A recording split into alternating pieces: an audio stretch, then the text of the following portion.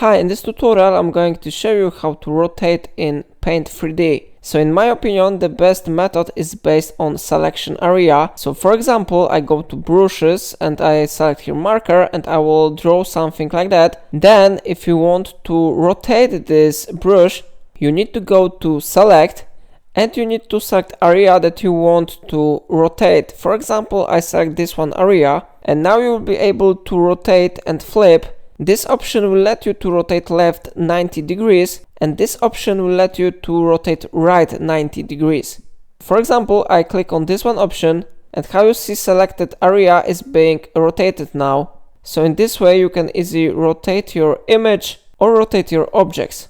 Of course you can rotate it to the left or to the right, everything depends on your preferences. So it is how it works. If I helped you to use it, remember to like this video and subscribe my channel, and please let me know in comment if it solved your problem.